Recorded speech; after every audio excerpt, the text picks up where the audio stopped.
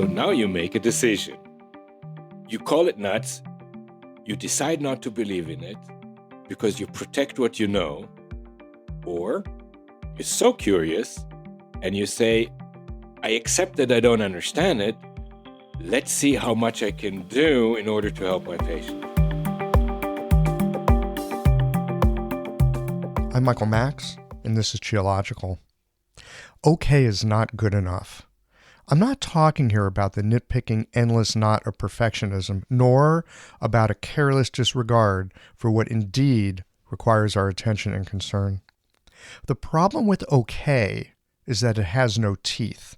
It's comfortable enough to allow years to slide into oblivion because it lacks the spark and agitation to demand that life be more than our compromised dreams.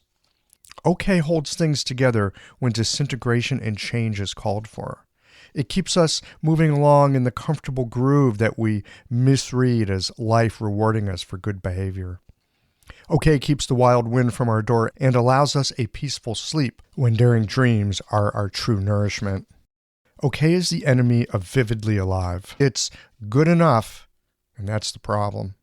It keeps us in the comfort zone and creates a quiet blindness to all the compromises that dulled our spirit when sharpening our teeth and refusing to split the difference would have been a better deal for all involved. Okay too often means that cowardness has won out, that you didn't trust your wild brilliance, and that you tamed your unruly child who really does have a better bullshit detector than you do. Getting along is what comes with okay, but thriving, that has an edge of danger. I wouldn't call it violence, but you know when you're in the company of someone who is clear with their boundaries and unapologetic about their aspirations. Drafting along at the top of the bell curve can give you the illusion of safety in numbers, but it also brings with it an insulation from the edges, where the differences that make a difference are to be found. It's on the edges where the action happens, and okay is not one of the adjectives that describes the experience on the edge. I remember being exposed to the idea of the divergent channels in school, but I don't recall anyone actually using them in clinical practice. It was another one of those aspects of acupuncture that I relegated to the future when maybe I understood the medicine better. Here on the podcast, I've had discussions with Josephine Spilka and Chip Chase about the divergent channels. And if this is a topic of interest for you, you can check out episodes number 2 and 25. In this conversation with David Euler, yet another perspective on the divergent channels emerges. His is based on some curious findings based on palpatory feedback and his own inquiring mind as he was in the midst of figuring out how to help a patient. As you have heard me previously say on the podcast, there's a lot about medicine in books, but it only becomes alive in the present through our practices. This conversation explores that edge of emergence. These conversations come to you through the generous support of our sponsors and members. Blue Poppy, your new one-stop shop, has speedy shipping options on everything that you need for your clinic. It's Women's Health Month at Mayway Herbs. Check out their new website for learning resources on helping women with herbal medicine. Are you a creature of habit? How about making a change that helps your patients and the planet with AccuFast needles? And later in the show, raising your fees doesn't have to be a difficult process. Jane has helpful suggestions on making it easy and effective. And finally, have you considered that having a thriving, profitable practice is one of the most healing things that you can do? Julie Bear Don't Walk has, and she can help you do something about it too. Do be sure to visit the sponsors page on the Geological website to take advantage of all the special offers our terrific sponsors have for listeners of the podcast. Picture this. Your clinic is buzzing with patients, and then you realize that you're down to your last box of needles.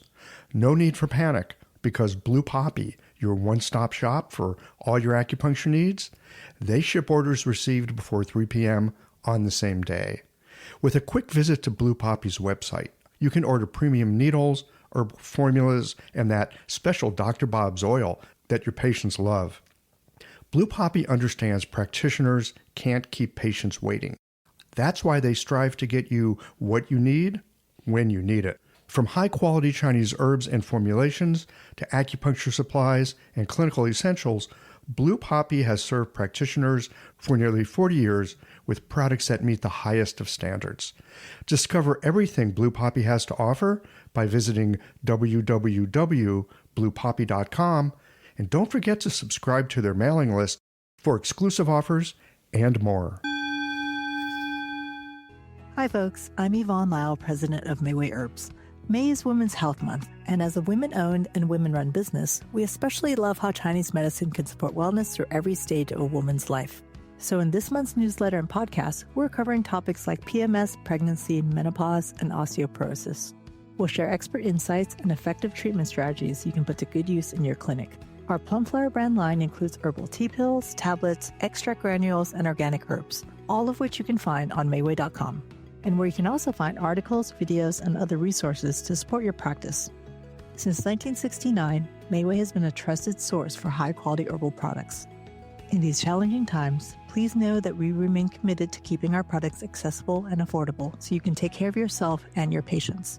As always, thank you for supporting Real Chinese Medicine. Daily habits and routines feel comforting, familiar, easy, automatic. That's the power of repetition. You've worked out the kinks and can do it with your eyes closed. But what if you shook things up? What if you ditched the old routine and tried something new? Hi, I'm John Sten. I've practiced acupuncture for over 30 years, and together with my wife Kelly, we created the world's first eco-friendly acupuncture needle. The AcuFast earth-friendly needle system cuts your packaging waste by 60 to 90%, depending upon your needle type, speeds up your needling, gives you more control, and best of all, while you're healing patients, we plant a tree for every 2 boxes your clinic uses. Thousands of acupuncturists have already made the switch. In just the last year, they've helped plant over 16,000 trees. Since we started, that number has grown to over 50,000. So break the routine. Be the change. Visit acufastneedles.com. Your patients and the planet will thank you. All right, friends, Divergent channel's coming up.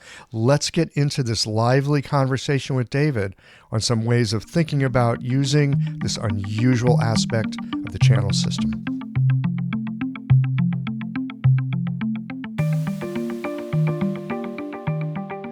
David Euler, welcome to Geological. Thank you. I came across you. I can't remember how I came across you. These days, I can't remember how I come across hardly anything because it was probably somewhere on the internet, which of course like immediately fades out of consciousness as soon as you somehow get an idea. So it was somewhere on the internet, no doubt. And the thing that got my attention was divergent channels. It was something about divergent channels. And I've got questions about those, which we're going to get into in a bit. But before we jump into that, you've been at acupuncture for quite a while. About 30 years, yeah. About 30 years. Right? So like 30 years ago, it wasn't like one of those things that a college counselor would say, hey, why don't you go to acupuncture school? It's like, how did you find your way into that 30 years ago, for gosh sakes? Well, first of all, it was in Israel, so it's even less common. Where all my friends basically went to medical school, I joined them because that was the thing to do. Mm-hmm. And very quickly I discovered that this is not the path I want to join. You see, in Israel, when you go to medical school, when you're accepted, you then owe the country about 10 years in a underprivileged area and 15 years in cities of hospital work without the possibility to be private. So 25 years. No, 15 years. 15 years. Yeah, 15 years. Okay. If you're somewhere in the Negev or underprivileged or underserved areas, it's 10 years. That means you have to be in the hospital. It doesn't mean that you don't get paid. You get paid okay, but you cannot do private work. Mm-hmm.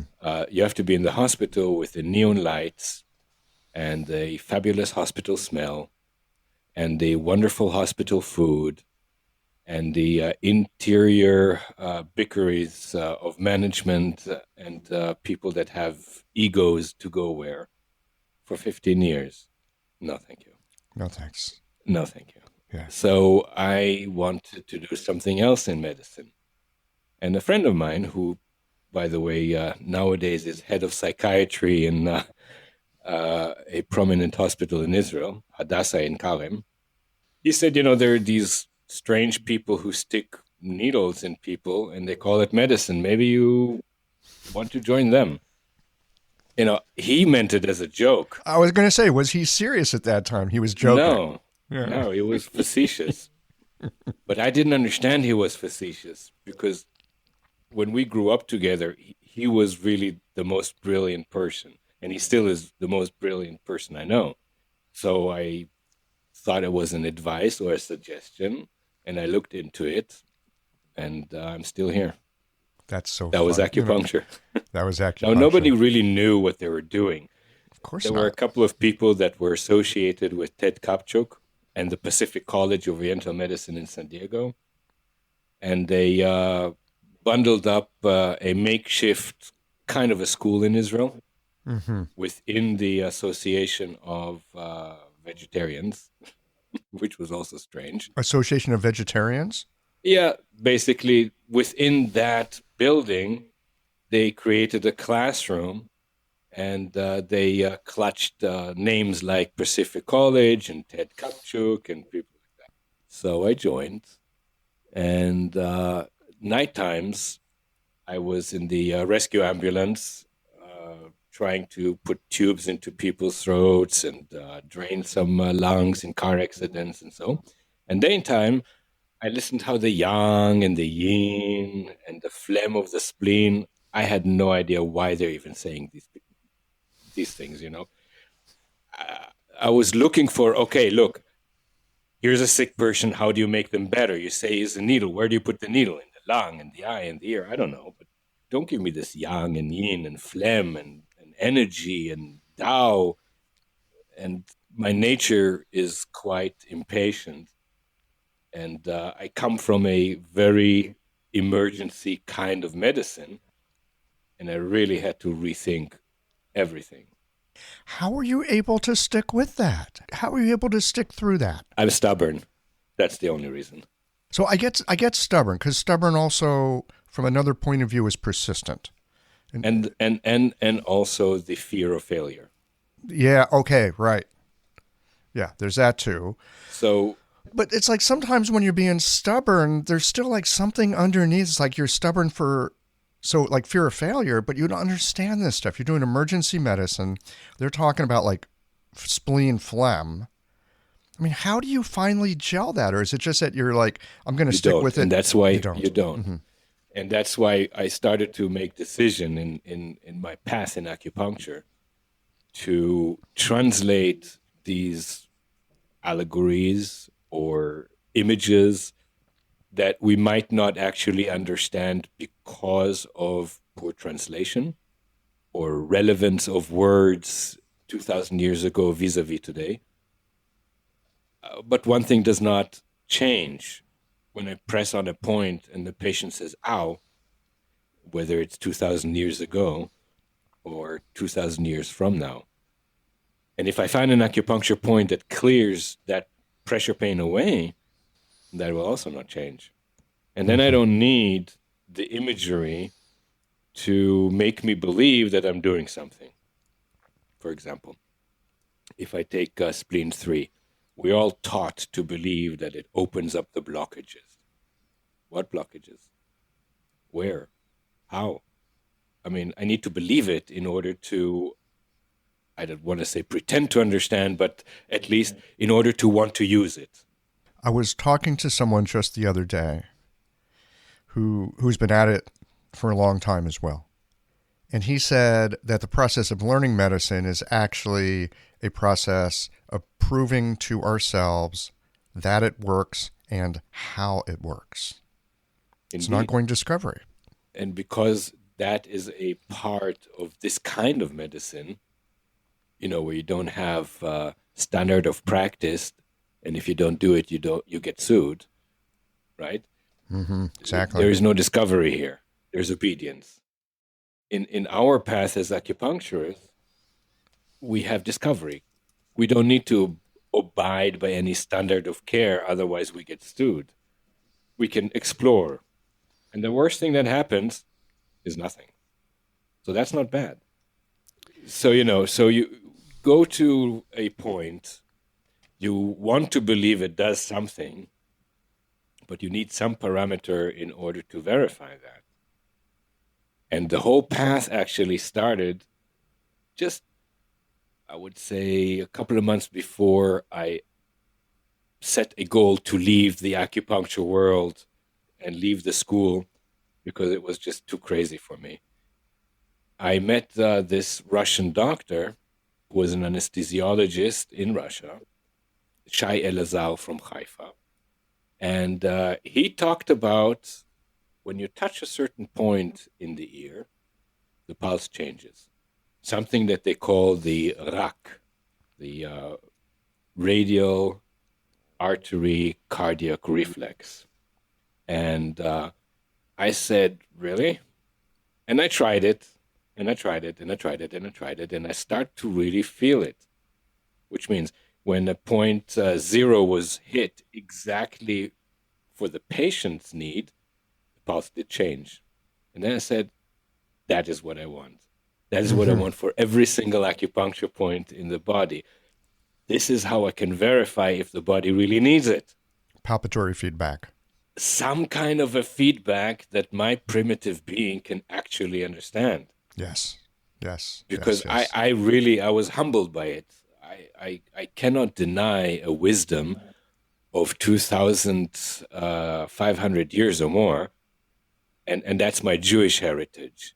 Our entire consciousness relies on 2,500 or so years ago as a people, right? So I can't just dismiss this kind I of... thought it was more like 5,000 something. What is that? I never can keep up with the Jewish calendar. It's like 5,000 something. I mean, it's long. That's the creation of the world. But I think that 2,500 or so years ago, the creation of, if you want, the scrolls pretty much fit also the creation of the Suen and Ling Shu. Something was going on in the world. So there is some kind of a consciousness on Earth, So, and if you listen to Bill Moyers, that speaks with Joseph Campbell, you see that something happened back then globally. Ayurvedic, Chinese medicine, the Jewish, and something interesting happened there. But I started to then follow this ear acupuncture, slowly forgot about body acupuncture, until I saw that Jingwell points also react very strongly to this pulse change. And then Kiko Matsumoto came to that school, and she, nobody really understood what she said, but what everybody saw was a very energetic person jumping around a patient, pushing and poking. They sometimes says, ow, and then she puts the needle in, and that patient says, oh. And then everybody was looking, well, what just happened? The fact is, it doesn't really matter what she was trying to do. The fact of the matter was that a needle somewhere, a piece of metal somewhere in a body, changed the pressure pinch on a organ. I do imagine it. I watch it happen every day. Right. And that's absolutely nuts. If you think about it, a little teeny piece of needle, stuck in the foot changes how the liver... Yes. So it's absolutely nuts unless actually it's not. So now you make a decision. You call it nuts. You decide not to believe in it because you protect what you know. Or you're so curious and you say, I accept that I don't understand it. Let's see how much I can do in order to help my patients. So that's how I came to palpate, and that's also what kept me in acupuncture all these years. That curiosity Yep. and that possibility of discovery and having a medicine that encourages discovery. Exactly. And at the beginning, even if it's not medicine, it's just observing the changes and playing with that to the point where, look what I can do. We started kind of pre-conversation to say, we boys like toys. Wow, what a toy that is. Yeah, what a toy this one is. But then you also humble down and you remember that you actually come from the medical side of the world. And then you apply it to patients, and you can see that the good you do is enormous. And you don't even have to really understand how come a little piece of metal in the foot created that change in the patient. You can see it, you can feel it. So I have a rather analytical mind. My mind likes to be analytical. I find it hilarious at times that I've been drawn to something like acupuncture, that I've been drawn to some of the more palpatory forms that ask me to feel more than think. This is not my strong suit. The feeling piece is not my strong suit. And yet I'm deeply drawn to it. I'm like absolutely fascinated. Because while there is that portion of my mind, and it wants to know why did that point do that? What's even more interesting is that, that point can do that for this person at this time, in this moment, and this situation. It can do something, and it can reliably do something, but it won't do the same thing at all times for all people. So No. You can either look at that and go, well, then this thing is bullshit because it's not reproducible, or you can go, there are some other principles at work that are asking us to look at a bigger picture, and that stuff is reliable. Right. So, if you go to medical school, I did it 1981, 1982, 1983, through the military, and then later on 88, 89, 90, 91. It's so amazing to see how the truth, the dogma, changes, which means it's not the truth and it's not the dogma. So you have to cling to it like your life depends on it. Otherwise, there's no reason for you to do what you're doing, especially when you claim that you're doing evidence-based medicine. Mm-hmm. Only the evidence and the base and the medicine changes constantly. Look at the Merck manual. It started as a little tiny black book, right? Look at it now. Big, fat, green book. And what amused me very much, the values of the blood tests that we need to react to and then medicate the patient. And that, was evidence, right? You have a numeric, you have a machine that goes beep. You have a machine that goes beep. Right?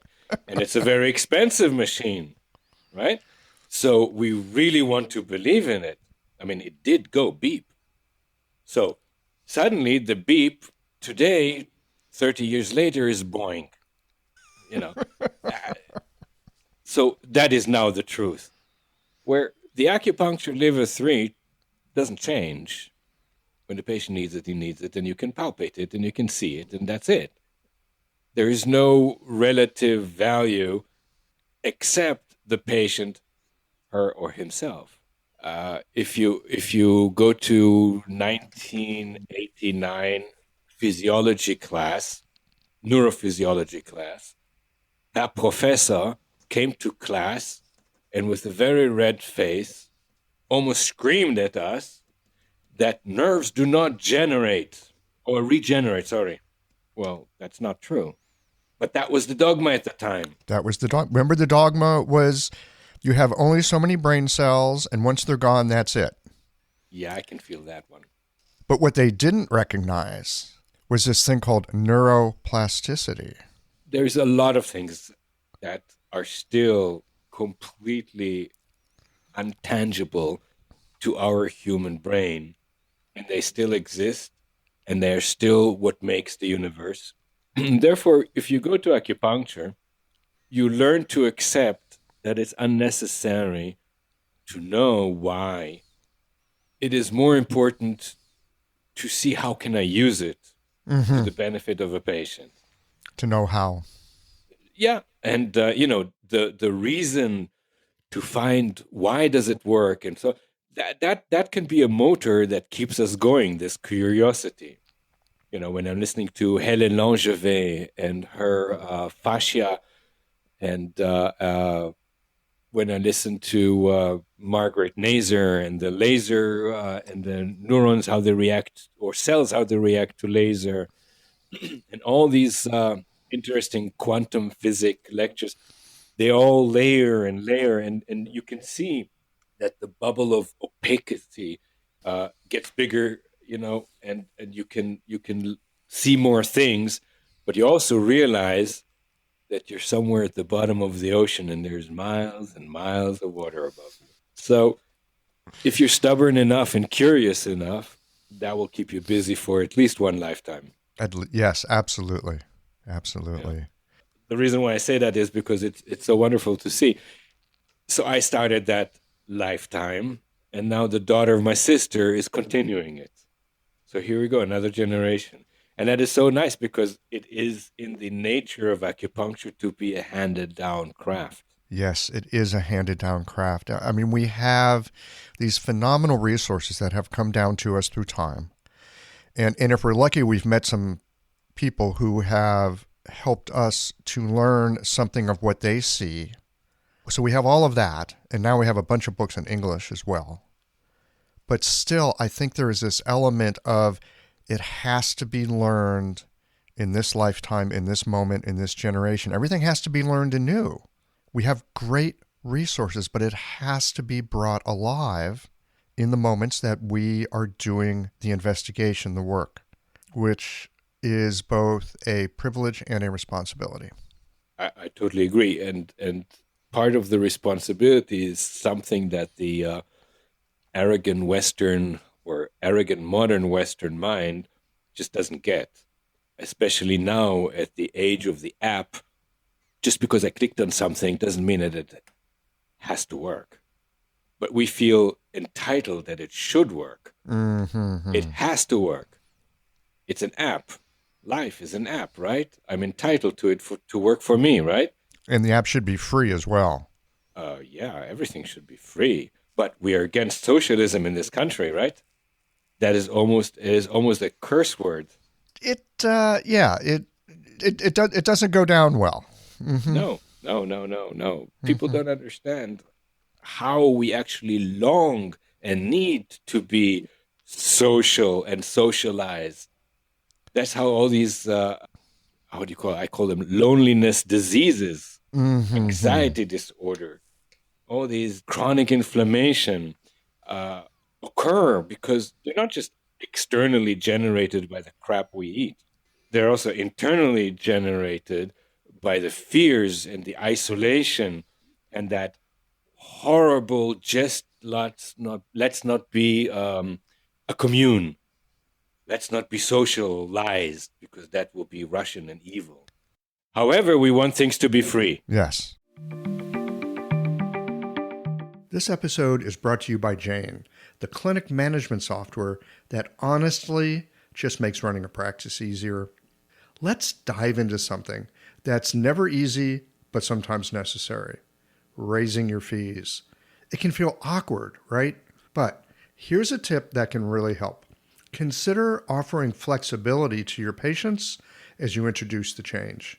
When patients face new fees, it's natural for them to feel uncertain or concerned. That's where flexibility can really make a difference. Offering options like a phased increase, suggesting a payment plan, or even taking a moment to talk things through can help to ease the transition.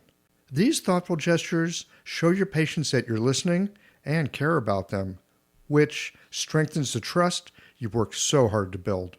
If you're looking for more ideas on how to navigate these kinds of changes, head to frontdesk.jane.app and check out the article, How to Tell Clients You're Raising Your Fees.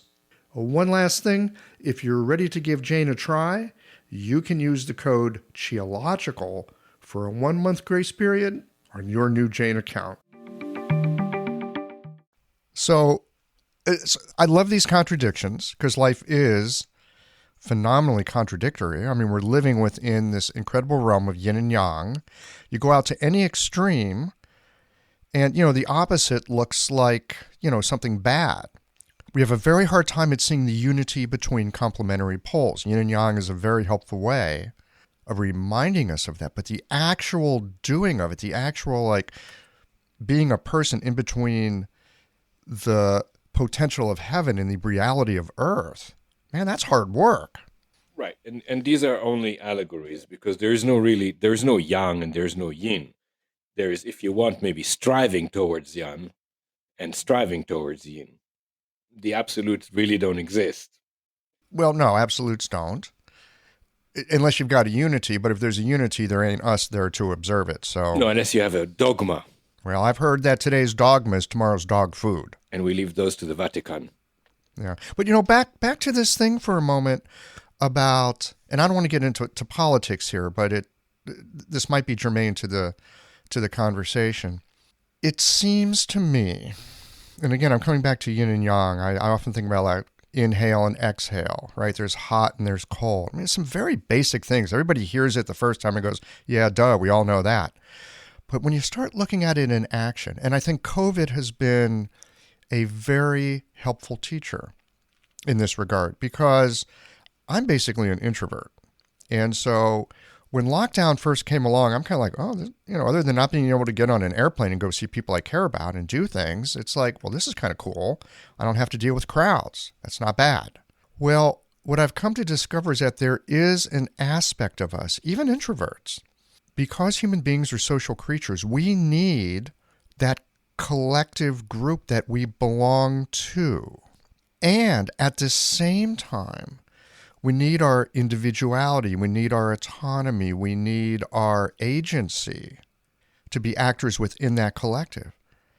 I think so often with politics, it comes down to like, well, the individual's the way to go, or, oh, the collective is the way to go. United States versus Russia, there's a yin-yang for you there. What if it actually, to make any of these work, it is both and? We absolutely need our collective. And we absolutely need our agency and individuality within that collective. They're not contradictions. You need an inhale and an exhale. No, of course not. And therefore, the German politics is kind of the thing that we need to strive to. You have the two opposites. Yeah, you have if you want, a black FDP party, and you have a red, if you want, communist party, and then you have the whole rainbow in between. And these are very important because we can then contain our energy, thoughts, if you want, violent, destructive, and also constructive energies in that containment. Where here we have king or queen, it's a personality kind of politic with no real manifesto. And people really don't know what to do with their thoughts, and there's no containment. And violence can be very quickly turned into, let's say, irrelevant political discussions because they're not relevant to politics. So looking at what we know about Chinese medicine and working with the unity between polarities, again, I don't want to go too far into the political thing, but at the same time, what I want to hear about is your thoughts on how do I phrase this? Because I want to come at this from a more generalized perspective, not just a political perspective. I think the same thing happens in the human body, especially when you've got some kind of stagnation in one place and you've got deficiency in another. It's very easy to look at those as like opposite things or as things that are disconnected. So yes, so the thing is that medicine looks at it like that. In the body, we don't have those dichotomies. In the body, we have the need to cooperate in a very synchronized way. And therefore, when that does not happen because medicine thinks, if I kill that bacteria, I cure you, meaning black and white, if that, that actually causes more disease, our brain vis-a-vis the Western world, especially this particular capitalistic Western world, And capital, not just money and in a party political way. It's more the greed and need, and she has and I don't kind of thing, more human perspective. That creates the stagnation. They accumulate. Okay, so then we take the liver 3, and for some reason it works, the patient can breathe better. But what if liver 3 is not needled correctly? I don't know that, right? Unless I palpate or take the pulse or something. Or let's say that I really don't think this is a case for acupuncture. I think it's a case for a pill. Or I go to Whole Foods or Mom's Organic or any kind of more natural oriented store, and I kind of pick of the supplements. This is good for me. Oh, look at that. That's good for me. And that's great for me. And look at this longevity. I'll take that too. People end up with 500 vitamins because they can correct things. But these are all things that I think they don't really exist. I invented them. And I invented them in order to take them. So then the divergence come in. You asked me. So we have those accumulation of things inside the body. And we tried this doctor and we tried the other doctor. We went to surgery and so on and so forth. And then they go to the acupuncturist. You are my last resort. Yeah, does that sound familiar? I know I'm in deep trouble. I'm always in deep trouble when they say you're my final hope. It's like I should refer this person away. This is not going to be good. That is correct. That is absolutely true. But we have some socialism in us, and we do accept that. Where is that patient going to go? Well, partly it's that, and partly I also think that things like that are actually diagnostic. Oh, someone just told me about the depth of their despair. Oh yes. No, that, or sometimes, I need a new person to blame why I don't heal. There's that. There's a whole rainbow of reason why they say you're my last hope. Yes. But okay, so now you do your liver 3, stomach 36, spleen 6. What else do we have here? Kidney 3, bladder 23. We all know those points because we stick them into people no matter what, and they all get them. And it doesn't really work that fantastically. And then we ask the question, okay, why? So we go a little bit more complicated. We start to use points like liver 4 and maybe the metal and water points. And we start using some extra points and some ear points, and it doesn't work. So now we say, okay, so we need something maybe a little bit more in the grid, in the structure of the meridians, something that the meridians rely on to exist. And we hear these wonderful stories about the extraordinary channels. Mm-hmm. And we say, oh, that is wonderful. This is a typical Renmai, Chongmai, Dumai, God knows what Mai. And we do those with iron pumping cords, laser beams, magnets, prayers, feathers on the head, all these kind of things. Doesn't work. All right, now we're really scratching. They say, like, wait. I heard all kinds of interesting people like Miki Shima and Jeffrey Yuen, and there's maybe David Twicken, and there's all kinds of interesting people. They talk about these other meridians, the divergent meridians. We hear about them in school. Briefly, I think the teacher scares himself or herself by mentioning them, and then they leave the topic, and I don't even think we had an exam on them. and that's pretty much that. So they become mysterious. And I thought, okay, I think it's time to open up that drawer and see. Because why am I believing in liver 3 and thinking it's so standard, and a divergent is not? I mean, again, that's my invention, right? I invented that mysteriousness.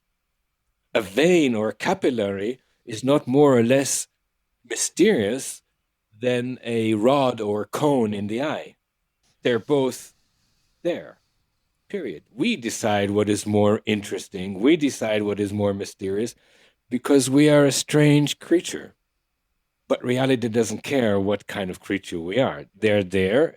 And I think, or I thought, we're missing an opportunity just because. Of course, I read what Jeffrey Yuan had to say. Yuan had to say so, and he's way too advanced for me.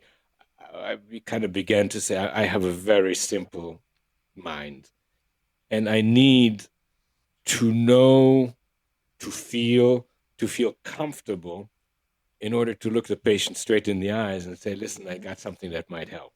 Meaning I'm not a salesperson. Well, I think there's different kinds of salespeople. Some are trying to sell you something because they want to fatten their wallet, and some want to sell you something because it's going to help you, and then you're going to come back to them. No. I'm not talking about the people that are trying to scam you into their benefit. No.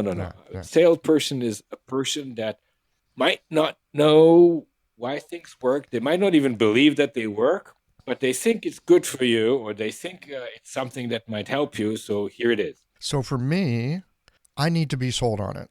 I want to be able to look my patient in the eye, and if they ask me a question, be able to answer not from a theory, but from experience. Exactly. And that is how I started to read, Mikishima, which I met him a few times, and he's a brilliant, brilliant person. I call him the Yo-Yo Ma of acupuncture. He is so diverse and educated, dynamic. He's a sweet person. He is a funny person. He has languages and knowledge which are way beyond and peripheral. He's just a fantastic person. I did not understand what he was saying about the Divergent. Oh, he had those schematics, and it was very interesting. As an analytical mind, you could. But so, what does it have to do with my patient? It comes with that inflammation and a bag full of supplements, and they're suffering. So, I took my journey to all kinds of places. And then I met Nadia Wolf, and she is from Paris. She's the auricular person, isn't Correct. she? And she does, yes. She does the causative auricular diagnosis. And her son, he joined our acupuncture course at the Harvard Medical School. And he's a medical doctor. And we were doing this acupuncture gig at Harvard Medical School for about 16 years. One of those years, Tom Wolf came to our class, and when he graduated, he said, my mom is doing something very similar, only through the ear. So I said, oh, that's brilliant. Let's invite her.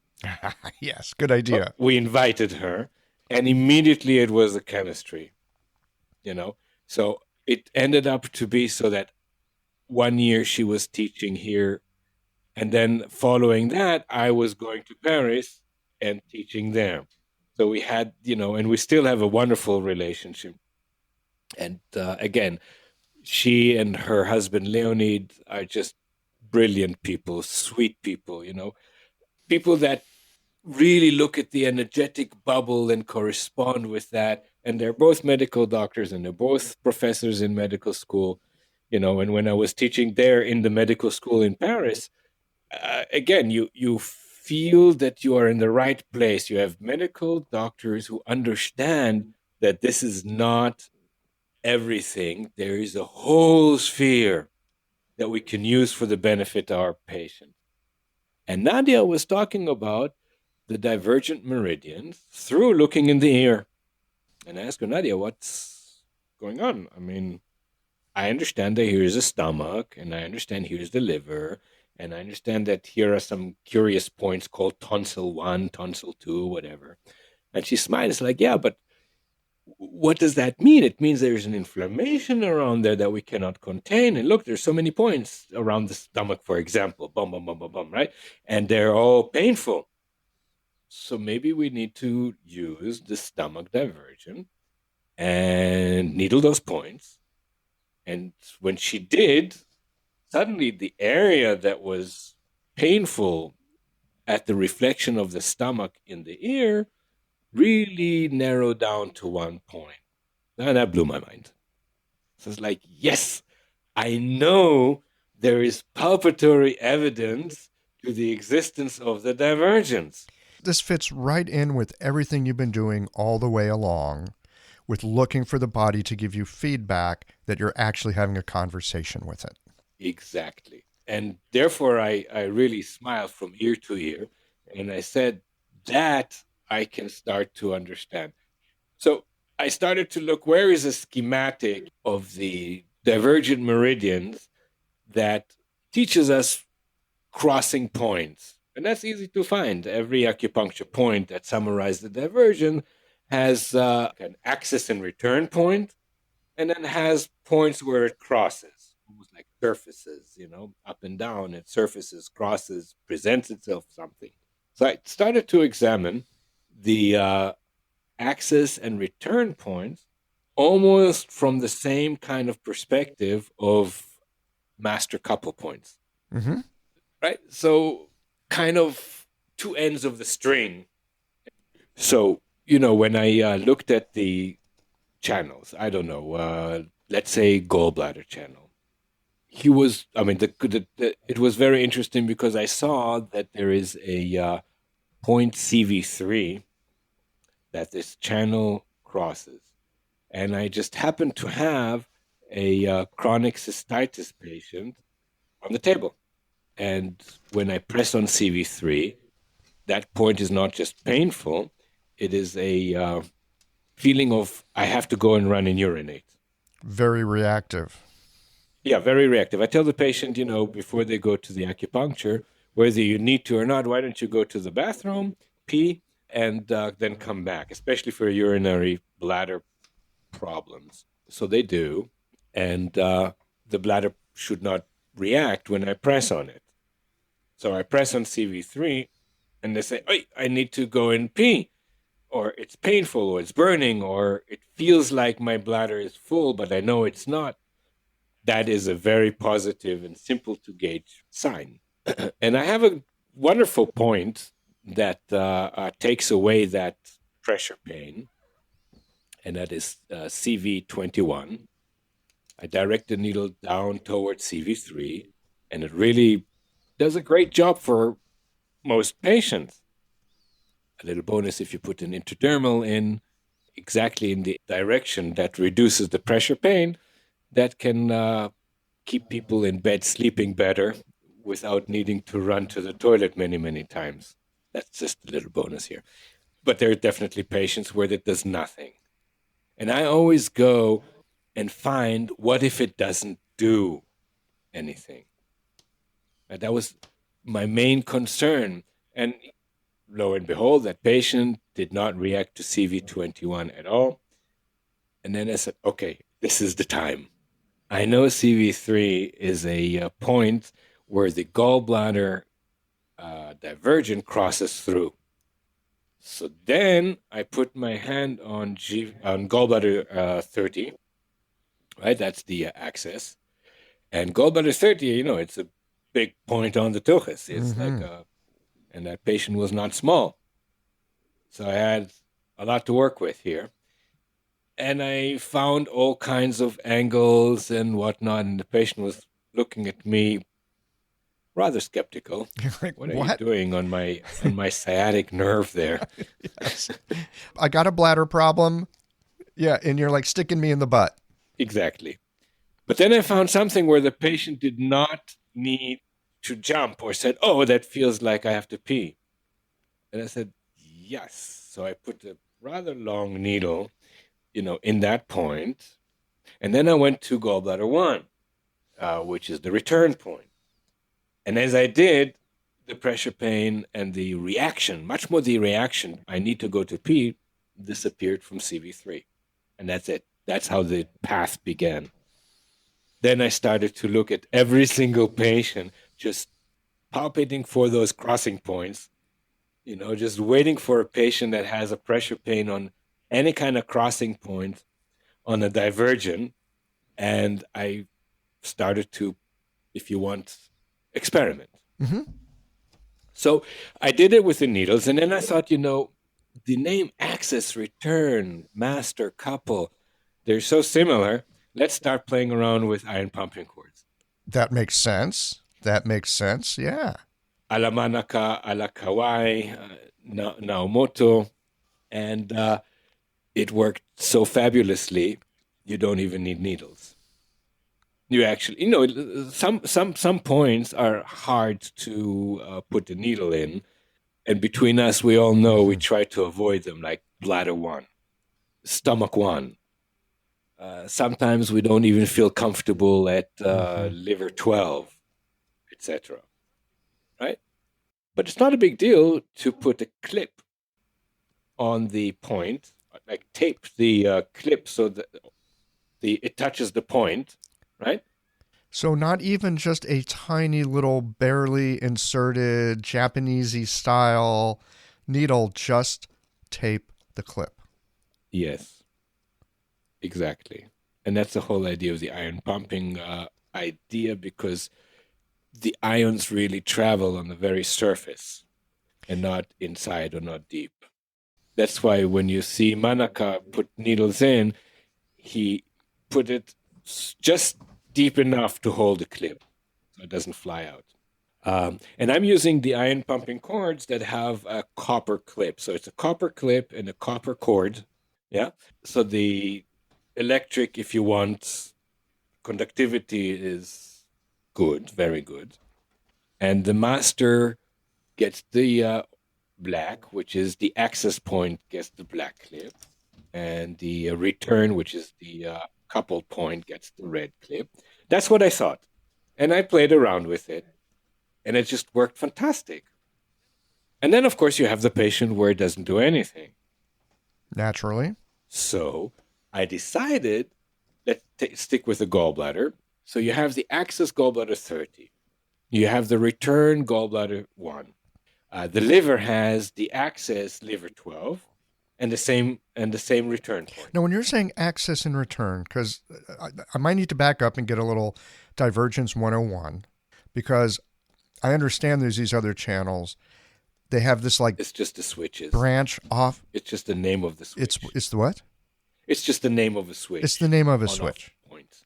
There's nothing. I cannot see a mysterious how and what. It's just given to us that it starts there and it ends there. So it's a way, I'm just trying to wrap my brain around this, okay? So we've got our regular idea of a channel, whatever our idea is, okay? Because we all got these different ideas about what they are, okay? So it's just that there's, on every channel, there's a point. One's the access, one's the return, and it's just another way that the channel is connected to itself. It just takes a different trajectory, and it connects with other meridians. And that's the key thing in this case, is that these, air quotes here, divergent channels, this little switch, I'm thinking shortcut because I'm lazy. There's a little switch between two parts of the same channel, but they touch other channels. And when they touch other channels and you find something along that other channel, you can maybe have a conversation with that other channel through. So right. So what are those jingbie or whatever or however you say it in Chinese, right? What are those divergent channels? And you look at the characters. What makes the channels or gives the channels their name, right? Suen 11 talks about it, etc. And you look at Jing channel, so we know it's definitely a channel, right? And then we look at, okay, what is the other word, right? So we look at Bie, which is a distinction, a different and separate from. Yeah, I mean, BM basically means other. Separate from, distinct, taken apart, stands, other, right? Yeah. So it's not something that might actually exist at all times. And when you look at different ways of understanding these channels through, for example, Mikishima or other people who talk about it, you might start to understand maybe these are collaterals that the body creates. It's not there. We create it because we need to store maybe some pathological events or pathogens. We need to put them away so they don't disturb, they don't put us in danger. Or maybe we create those diversions in order to move the pathogenic factor out because there's so much stagnation in our body due to 500,000 supplements that we take and all kinds of herbs that we want to live forever and all these interesting foods that have nothing to do with nutrition that we put ourselves under their spell, etc., etc., etc. That with the hurry, urgency, anxiousness, and righteousness, we have a very nice mix that actually makes us ask, why are we living so long? And I think that the Divergent help us really to live that long. And I think that we are living in a day and age where the divergents are working overtime. Now, why am I saying that? Because bottom line, now specifically, we have a lot of patients that come with this people now call post-COVID multi-system chronic inflammation, which has been there before because people that had the flu and since then they don't feel well exist and have been there. Yes, we're very familiar with post viral syndromes. Exactly. Only now the entire world is focusing on COVID-19. The entire world is busy with that, that we suddenly really recognize that much more. But it has been around at least as long as there have been flus around and humans. Having a thriving, profitable practice is one of the most healing things you can do as a healthcare practitioner. Because a robust business is the ultimate expression of vital chi. And that's the heart of our medicine. I'm Julie Bairdontlock, and I help practitioners grow nourishing, profitable, authentic businesses that embody the generative cycle of Chinese medicine. This isn't about all yang all the time. It's about expanding your own internal capacity, growing collaborative relationships with your patients for ethical patient retention, and marketing as an extension of this medicine, not a necessary evil. You already know that everything is connected in your patients' lives and bodies. The same is true for your business. When we align your systems, your schedule, your pricing, and your offerings with you, we create flow, which means more spaciousness, more impact, and more joy. When you are in the flow, fully resourced in terms of chi, time, and money, your business becomes a source of healing, not just for your patients, but for you. Let's grow something rooted, radiant, and real. Visit lifeflowconsulting.com to learn more. Except now we have the internet, which is an extension of our nervous system, and perhaps that has an effect on this. Perhaps. This whole reaction to COVID-19 is fantastic, not in the terms of it's great or good, in the name of, or in the meaning of the word fantasia. We invented a series of reaction that has never been implemented on Earth before. We were so ripe to try out this mass hysteria. Now, of course, it is a pathogen that needs to be reckoned with. Of course, it's a pathogen that we need to contain and learn how to adapt by vaccination or by mask and washing your hands.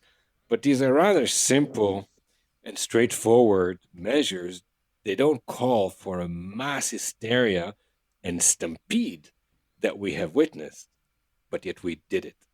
We stampeded, and we're still continuing because we are a herd animal, and we're driven by fear and influence, which causes more anxious, which makes more fear. And of course, these patients come to our clinic. Now we need to treat them. So the first thing that I always do is try to figure out how can I clear the pressure pain on CV17. Why? Because the heart is so full of yi. There's no use for treating, that or the other disorder, this or the other phlegm, etc., etc. We need to, first of all, have Shen come and go from the heart. Settle the Shen. So, yeah, settle the Shen, give it the ability to move, and so on and so forth. Now, we are looking at a patient that, in terms of nutrition, in Yiddish to say, nicht der große Metzier, not so great. And that, at best case scenario. Yes, in Chinese they say mama hu hu.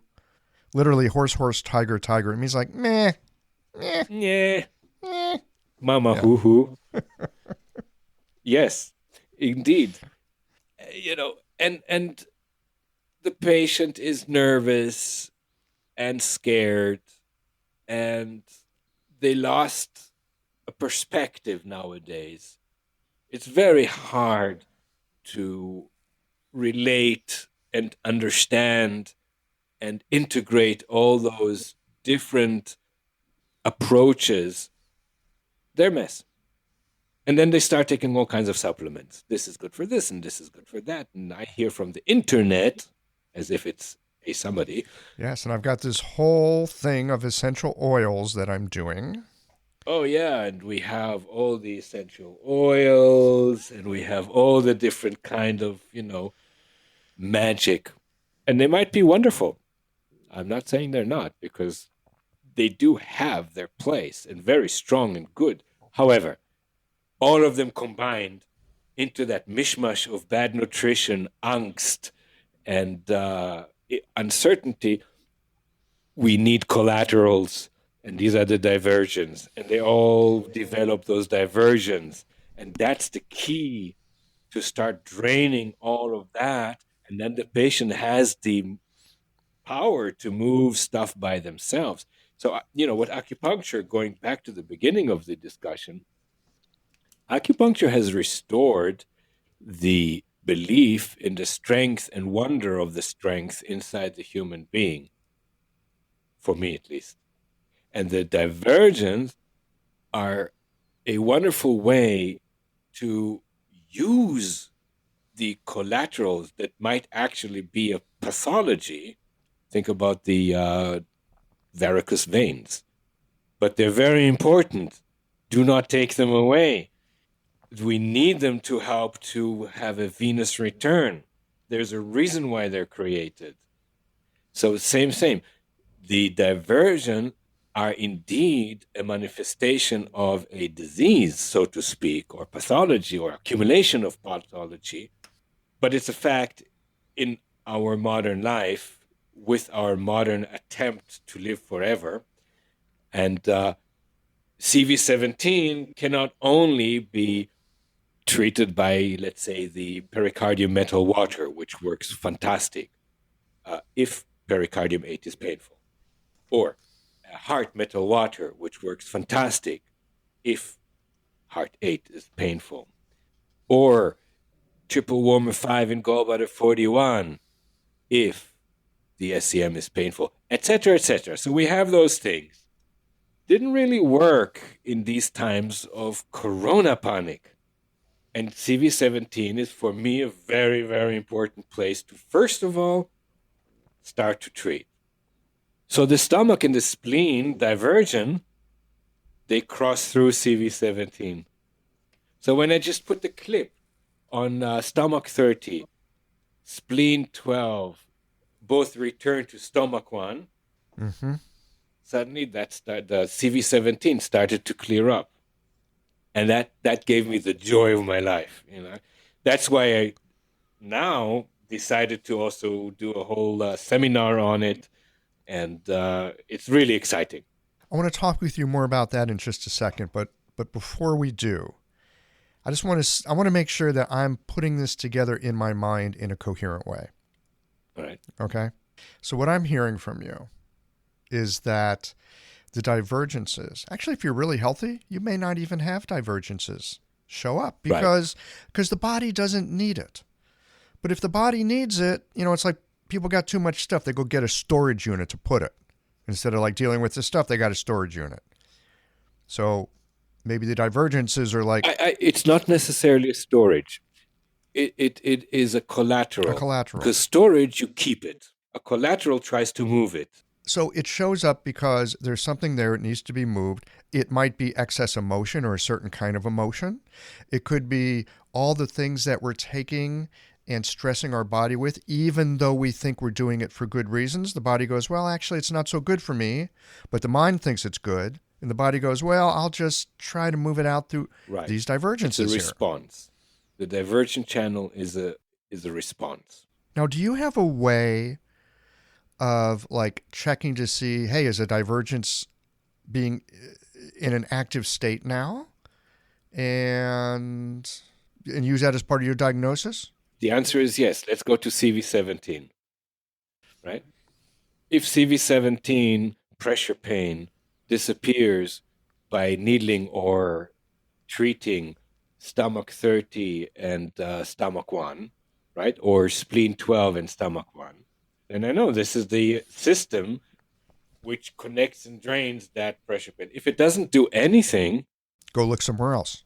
Then I use my metal water pericardium, metal water heart. I have the points in the ear. I mean, there's many different points. Now, the nice thing about, again, palpation-based medicine is that you can make a diagnosis by to which treatment does the patient respond. And you can do that safely. And effectively.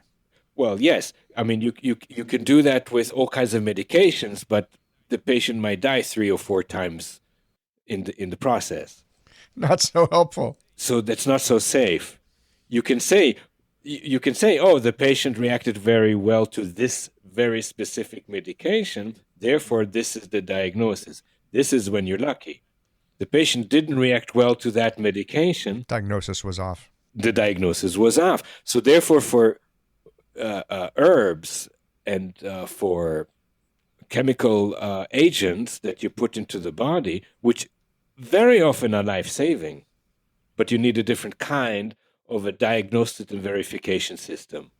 With the acupuncture, we are so lucky. We can put our hand on the body and see if this point works or that point works without any kind of fear that we are harming the patient. And we get quick feedback. I mean, very quick. The trick is to have a feedback loop so that you're not working out of a mental model. Oh, that point's supposed to do this. Sometimes that'll work, but that's how I started with acupuncture. That's how everybody starts with acupuncture, and then they realize it doesn't work anymore. Yeah, I put liver 3, stomach 36, large intestine 4, kidney 3, bladder 20. Everybody got it. And it worked, but not for everybody. And that's when I started to step in. Couldn't hide, but it may not help. And you know what? That's not a problem for me, because I'm, at the end of the day, I'm doing it for the patient. So if the patient says, listen, the previous acupuncturist put the point here and it was so wonderful, I'm putting it there. Why shouldn't I? It's not my ego that I'm treating. Yeah. Hopefully. Hey, I want to come back very quickly. You were talking about like pericardium metal water, and I don't know what that means. So every channel has 5 element points. Yes, the transport points, the antique points. Yes. We call them the antique points, although I think that all points are born at the same time. But, okay, yes, the antique points. So if you look at the charts, the heart, pericardium, the lung, the large intestine, triple worm or small intestine. Yeah. They've all got the 5-element correspondences. That's right. So the fire point pericardium 8, when it's painful, it means too much fire. So then I go to the water point pericardium 3 and see if I can pour some water on that fire. Okay. You got it? Got so it. why the metal? Oh, very simple, because I don't want to drain the water infinitely. I want to create water to pour it on the fire, and that's the metal. Okay. So you are promoting the water, which in turn you can pour onto the fire. Metaphorically speaking, yes.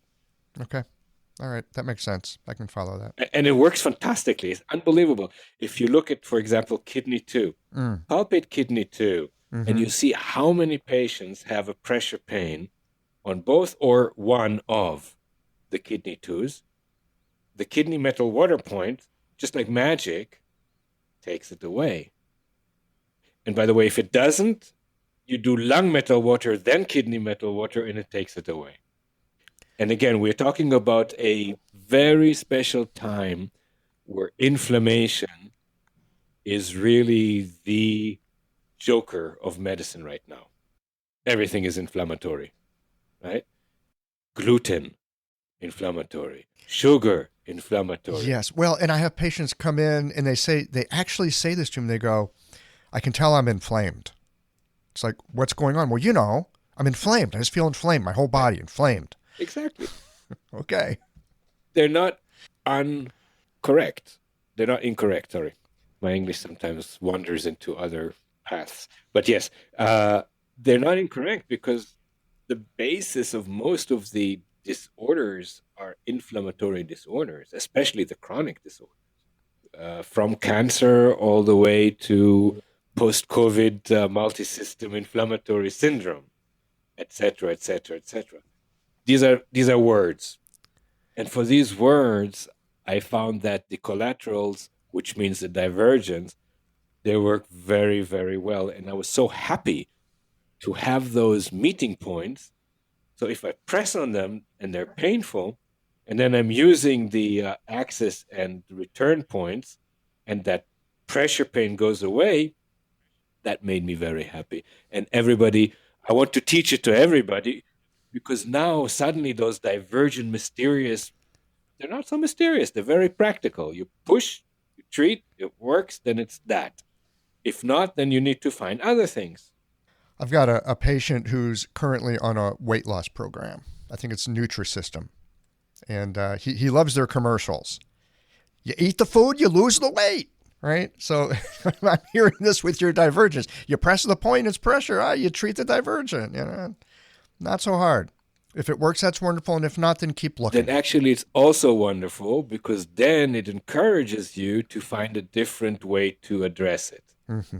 And usually the path that brings us to the different way of looking at things sets us apart from the other types of medicine that the patient has been exposed to, and it didn't work. I mean, what's the point for me to treat something which in all kinds of medicines it didn't work for that patient?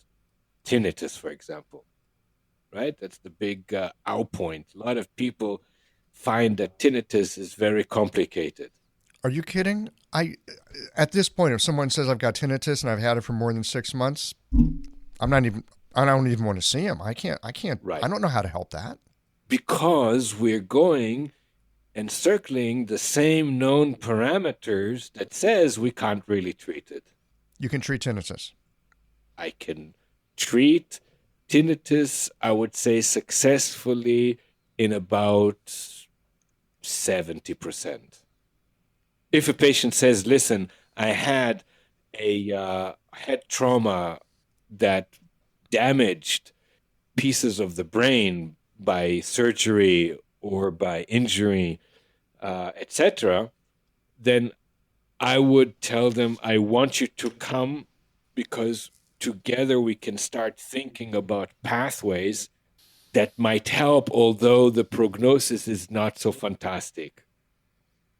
But if somebody says, okay, after a antibiotic take, or after some colds, or a barotrauma, as in diving and or flying and stuff like that, or otitis media that went into the inner ear. Mm-hmm. Yes, absolutely. What if they've just had it long term? They've had it for 20 years because Sclerosis of the nervous system that creates that sound. So there's hope. I'm hearing you say that there's some hope for this tinnitus thing. Yes, absolutely, Uh-huh. absolutely. Okay. Of course, this sclerotic tinnitus, in elderly or very chronically ill patient, demands constant treatment, which means my experience is that, yes, we can treat it. We can change it to the point where it is not very different that when you and I are consciously listening to silence, we hear a sound. Yes. If you pay attention. Yeah. Right. Okay. Which means if you don't pay attention, you're not aware of it, and that's fine. Mm-hmm. However, if you don't treat for about a month or two, it comes back. So I tell the patient, listen, this is the best I can do for you, and that's from experience. We treat a few treatments every week, a treatment, and then when it goes to the point or go down to the point where you're not aware of it, we can stop for a month or come back when it starts. And then we can start measuring the times between it's not bothering me and it come back. And this is when we start to do treatments.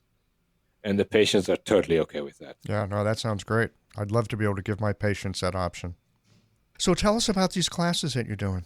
So now I started to basically create seminars and rekindled the attention to schools, and we do that online.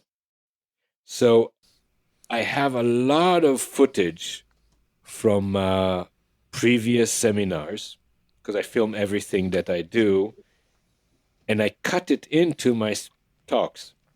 So this really, to me, has been one of the blessings of COVID, that we are asked to reconfigure what we do. We're being asked to reconfigure how we are, how we teach, how we learn. It's not a bad time if you got some creative juice in you, because you can take Right. what you got and you go, what am I going to do with the current moment? Which is actually, COVID or not, that's always the question. What am I going to do with the current moment? Absolutely. And what it forced me to do is really to take all that footage. I'm talking really hundreds and hundreds of hours God, of I film. don't even want to think about that. That's Right. a lot of work. And when I say oketsu in my class, I'm boring when I speak about oketsu without showing. Mm. So I cut a clip and I show. So my online seminars are actually full of clinical demonstrations. So you're doing show and tell.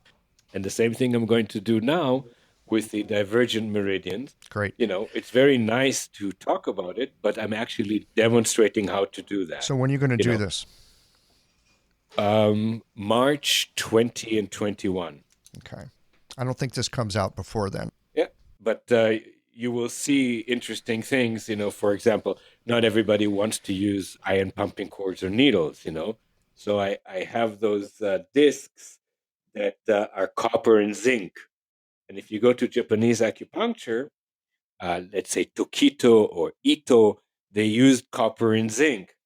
So put the copper on the access point, put the zinc on the return point, and you have a flow. Okay. That's super cool.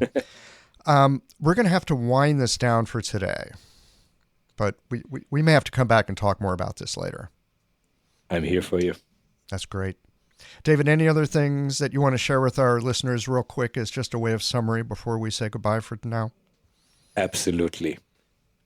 Keep on connecting to the patient physically, emotionally, energetically.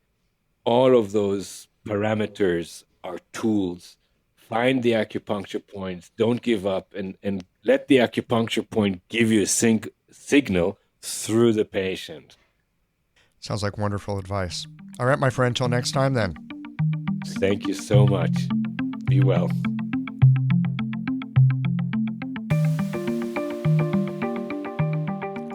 Clinic is such a wonderful live lab for discovering what works and what doesn't. Beyond that, it's an opportunity to take all those clinical encounters where we got less than effective results, along with the weird anomalies that don't quite make sense, and those moments of noticing something, but you're not yet quite sure about what it means, and use all of that to open your attention so your clinical experience can teach you something new. I appreciate David's sense of inquiry and his generosity in sharing this perspective with us so we can see how it might help us with our clinical work. Well, here we are at the end of this episode. If you've listened up to this point, you're either a rabid fan of Qiological or the forward button on your podcast player stopped working. If you are indeed a fan of the podcast, you can help us to bring new episodes to our community of practitioners by supporting us with a membership or a one-time contribution. Details, of course, are on the website. That's it for today, friends. Join us again next Tuesday for another thoughtful episode of Qiological.